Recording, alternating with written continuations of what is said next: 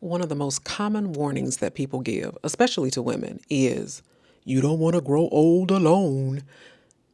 Like it's a threat, a cautionary tale, like it is the worst possible human outcome. But in this video, I want to push back on that a little bit. I want to challenge that narrative because alone does not mean what people think it means. Alone does not mean lonely. It does not mean unloved, unwanted, or unchosen. It simply means unpartnered. And believe you me, there are worse things in this world than being unpartnered. Keep watching. Hi, I'm Dr. Shantae, and welcome back to my YouTube channel. And if you are new here, typically what I do is deep dives from a trauma-informed and sociological perspective about things like relationships, particularly the relationship with yourself, and culture and healing. So let's get into it.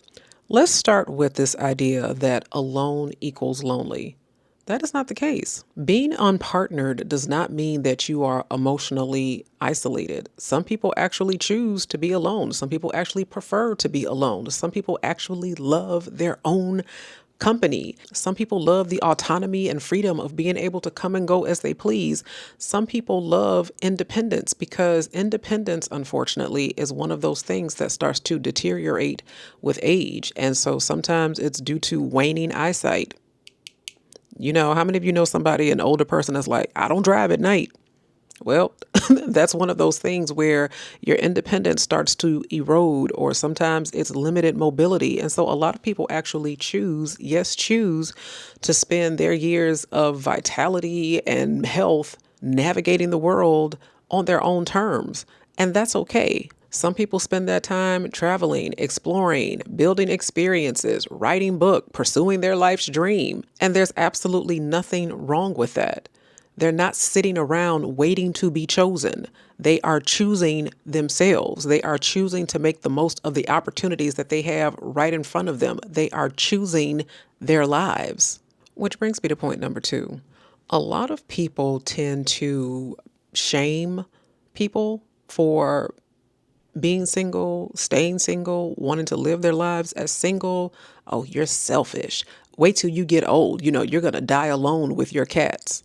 First of all, death is a solitary activity. It's not a group project. So whether you have a spouse or you don't have a spouse, unless you guys have made some sort of plan to go together, which is, a choice. Everybody dies alone. Okay. Like everybody has like a different date with death. So that's number 1. And if somebody chooses their cats and that is their form of companionship, so be it. But if you are familiar with Brene Brown's work, she's a shame researcher. And I distinctly remember reading her work and her saying that most people judge in the areas where they have the most shame. So a lot of people that shame single people, they are projecting. That is their biggest insecurity. That is their worst fear. For them, that is the worst possible outcome of a human existence, is for them to die alone. And that is their interpretation of what it is to live a life of singleness or solitude. For them, it means being unloved. For them, it means being unchosen. For them, it means being unwanted. And a lot of times people will try to project that onto you to try to shame you into pursuing partnership or try to shame you into marriage. And anything that is rooted in shame, anything that starts from a place of shame, is not going to have a lasting or at least a happy outcome. And the roots matter, okay? You can do the same exact thing, the same exact activity, and approach it from 2 totally different perspectives. And a lot of people approach aging or partnership in age from a fear-based paradigm. And anything that is rooted in fear will produce the fruit of fear. So a lot of people who marry in older age or are just dead set on making sure that they are not quote unquote alone as they age are not approaching that from a place of love. They're not approaching that from a place of this is who I genuinely want to spend the rest of my life with, there's a lot of people, and I do mean a lot of people, that are looking for caregivers, that are looking at marriage as a way to outsource labor, are looking at marriage as a way to get a caregiver or a nurse that they don't have to pay for. And so when you endeavor to build a lasting relationship or a marriage from a place of looking at a person as a tool, as an instrument, as a worker, as a servant, and people are supposed to run and sign up for that, like, ooh, pick me, pick me. I want to wipe your chin. I want to stir your oatmeal. I want to count out the pills every week for your medication. Ooh, pick me. What? And it's one thing to do that when you genuinely love the person and that person genuinely loves you, and you all have chosen to support one another in that way, and you all have chosen to love each other through waning health, and you have chosen to be together and love each other through to the bitter end, no matter how difficult it is. That's one thing. But when you start from the premise of, this is going to be the person that I use to get me to my doctor's appointment. This is going to be the person that I use to make sure that I have all my medical supplies. This is going to be the person that I use to make sure that I have 3 square meals a day. This is going to be the person that I use to make sure that my medication gets taken on time. Anytime you start from that premise, that is really nefarious. That is despicable. That is evil. And some people will look at this and say, no, what it is smart. Why would I pay for all that when I can have somebody do it for me for free? Then that's not love. Okay, so like, let's just call it what it is. Okay, that's not love. So let's just be clear that the root of that matters. Now, having said that, there are people that do enter partnership or choose to be together in their latter years, or they enter marriage or some non-traditional arrangement of a relationship, and they support one another in that way. That is a very different experience of approaching this from a place of love, support, care, nurture. I love you. I want the best for you, and I want to be here for you, which is very different than serve me, take care of me, work for me, and do it for free under the auspices of marriage, ergo obligation and duty, because you're supposed to take care of me. Marriage should not be a retirement plan. Okay. So when you are approaching marriage from this fear-based mindset of, I don't want to be alone. I don't want to have to, care for myself in old age. Who's going to take care of me, and who's going to get me to the doctor, and who's going to, do all these things. Anytime you approach any relationship, okay, in old age or any age, anytime you approach any relationship from that paradigm, from that mindset, then that means that it is rooted in anxiety. It's rooted in scarcity, and it's motivated by survival, versus a love-based relationship, a love-based arrangement, which is a mutual choosing, mutual care, and mutual respect. And I can guarantee you that the experience of that is night and day. The other thing that I want to challenge is this idea that there is only a single model of aging. For years and years, and I drew this out, look, I am an artist, and I'm sensitive about Actually, I'm not an artist, and so don't judge this too harshly. But for years, people pretty much had this model of partnership and family, where it's like, I have my career, I have my family, I have my kids, and then I have like this loving relationship, my other half, right? So the other half model basically means that in this half is where I will have all of my needs met. And this is where I will have love, and we will travel. And this is where we will have the same friends. And, this is where all of our hobbies and interests, and we'll do the same things, and we'll go the same places. And that is a lot of work for the other half of your life. And so what has happened is that a lot of people have spent a lot of years chasing this model. Like, where's my other half? I don't want to go to that place because I don't have my other half yet. I don't want to do this other thing because I want to do that with my other half. And so they have put their whole lives on hold for people that don't even exist in their lives yet. Like, they have literally built their lives around the space of this. Okay, not the person, child, not even the person, the possibility of the person that's supposed to occupy all this space. But there are other alternatives, dear. There are other models, like this one. This is how my life is set up. So there's self-care. I have hobbies and travel and my career, and I have service and volunteerism that I do, and friends and community. And even though I'm not partnered, you see how much space is left for the partner? You get one slice, buddy. Okay, like that right there. It fits into an otherwise very full life. And it doesn't mean that these things come before or that, they're equally weighted, because I could hear somebody jumping into the comments right now. Your spouse is not supposed to be at the same level as your friends. More people would be better served if they built this model of life instead of clutching tooth and nail to this version of life.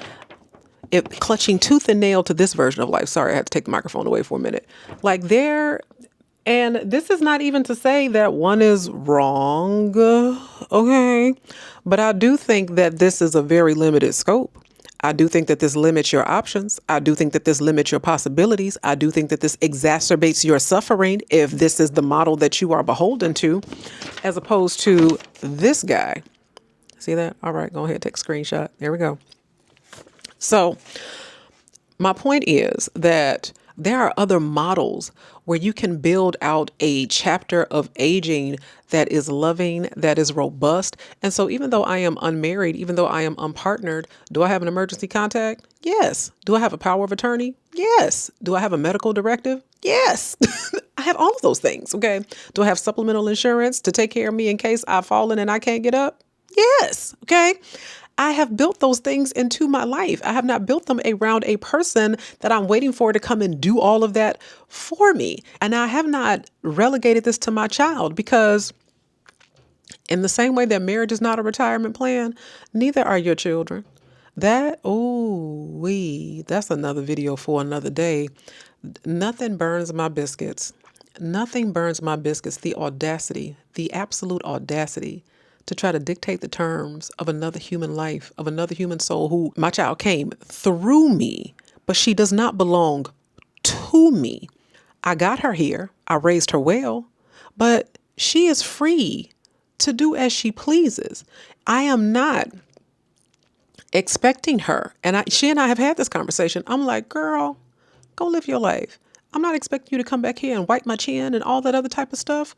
If that's what you choose to do, or you be like, my mama moving in with me. Okay.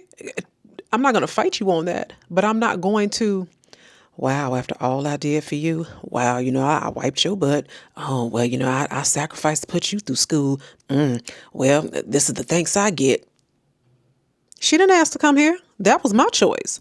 And so people who use children and marriage or spouses or whatever as, again, outsourcing labor, there's something in that. Again, when it's a choice, like this is how we love one another. This is how we choose to love and support one another. That is one thing.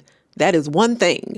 But when it's from a place of you better, you owe, this is your duty, this is your obligation, you ain't never, ever, ever, ever gonna sell me on that ride. It's like, don't even come into the comments and try to dispute that one with me. Like, remove, block, stop. Nope, it's not happening. I cannot be convinced, because using people in that way is immoral in my mind. Using people in that way is wrong. Ain't no two ways about it. It's just wrong for me. Now, other people may have other ideas about that, and, have at it. It's a free country. But in the same way that people feel very strongly one way, I feel very strongly this way. Which brings me to Blue Zones and the Golden Girls. Thank you for being a friend. Literally in my house. I don't know if you can see that, but I have Rose and Blanche framed over there, and I have Dorothy and Sophia framed on the other part, the other side of my room. So here's the thing. This has been studied. Aging gerontology has been studied at length. And there is something called blue zones. If you're not familiar with this, I believe there's still a Netflix documentary or docuseries about this. And blue zones are communities where people have extraordinarily long lives, okay, where the average age of people in the community is like 90 plus, okay, and people are living to like 100 plus, and they're not just kind of like tottering and getting by. Like, they're living healthy lives. Like, wow, you gardening at 102? Okay, good for you. But those people, so having studied like how, what's the secret? What's the fountain of youth? Like what are you doing, right? People who live the longest have strong friendships, community engagement, and social support, not necessarily romantic partners. And so when you spend your whole life chasing this model instead of building out this model, which includes strong friendships, community engagement, and social support, you are going to have a better experience during the aging process. And when you think about the Golden Girls model, there was friendship, accountability, laughter, emotional support, shared living. And it's kind of like the bedrock of what they want senior living facilities to be. Now, all senior living facilities are not created equal, and choose wisely, and they're also very expensive. But having strong community can provide so many of these aspects that enhance and strengthen your experience as you age. The issue is that a lot of people want community without building community. They want to withdraw the benefits of community without being a resource in the community. So they want somebody to check on them, but they don't want to check on somebody else. They want presence and friendship and companionship and camaraderie and conversation and generosity. But he who desires friends must show himself to be friendly. Okay. And so friendship requires a level of vulnerability and emotional fluency. And so many people struggle with that. They want to get, but they don't want to give. And so loneliness is a byproduct of relational poverty, okay? Because you have not made enough deposits into the bank of community. So it's a relational poverty issue. It is a social investment issue. It is not a romantic partnership or lack thereof issue. Does that make sense?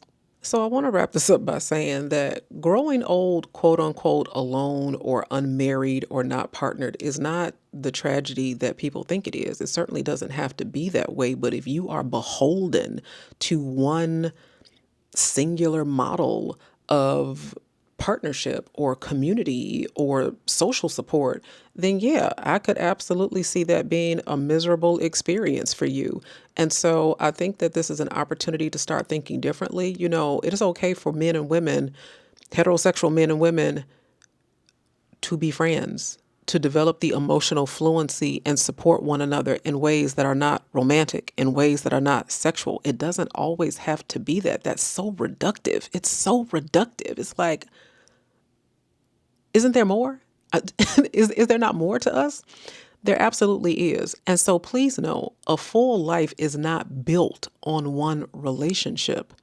A full life is the result of many healthy, meaningful, social, and relational connections.